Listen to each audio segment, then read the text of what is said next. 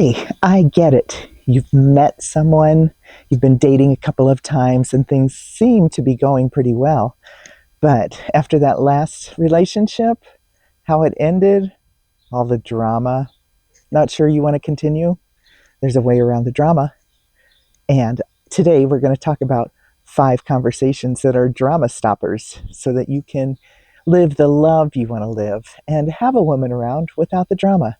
Let's get into it.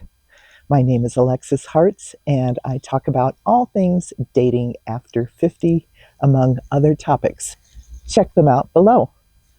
The first conversation is money. We've all spent a lifetime collecting money, things, hobbies, people, habits that we're not going to change.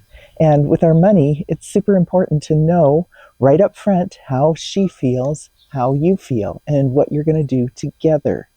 There needs to be some kind of guideline so that you're both happy with what you come up with for the arrangement.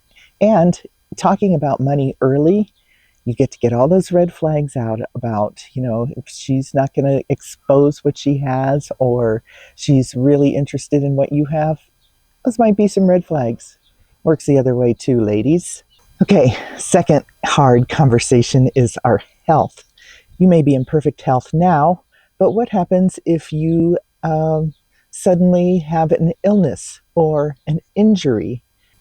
Our bodies are aging. You and I both know that, and we know those little aches and pains that we have, or the frustrations with the things that we haven't been able to do that we used to do.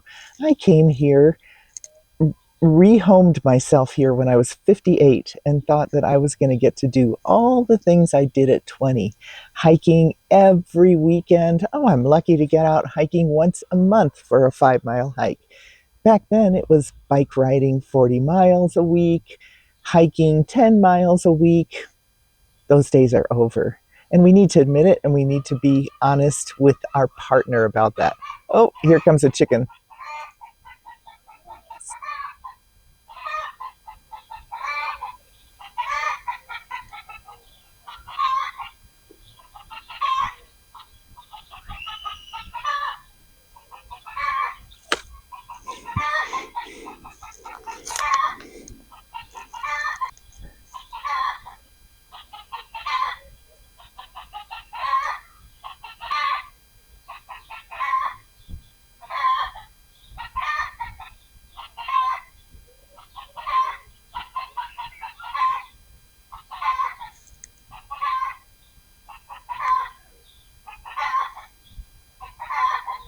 All right. So it's good to have that health conversation up front so that you know if something happens, they're either going to be there or not, or you're going to be there for them or not. You can figure it out in the conversation if you're listening. It's another thing that stops the drama, listening. Let's get on to the next topic, which is intimacy, sex. Okay? Some people want it and some people don't. And some people would rather have their back rubbed or cuddled or their feet rubbed or just curled up on a couch together. At this age, intimacy looks different. And just like when we were young, it's an individual choice. Make sure that you're able to communicate your needs so that they match the other person's wants. Number 4, future plans.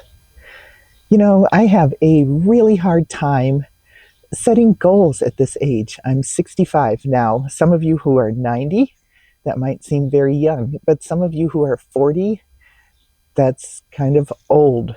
And you're in that population of senior citizens now. You're a Medicare person, if there's still Medicare around.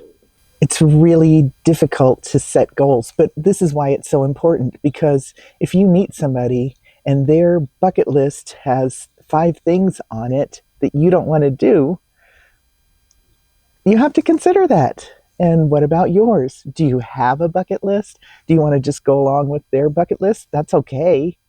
Just saying, you should have the conversation. So you have to think about what you want before you have the conversation, which keeps you kind of in tune with looking forward, having something to live for, okay? Okay, and finally, the family drama. Everybody has it. Drama, drama, drama. How are you going to share where you're at in those relationships without sounding like you're judgmental, unyielding, or over opinionated? These are all things that you need to temper and think about before you have these conversations. So, there you go.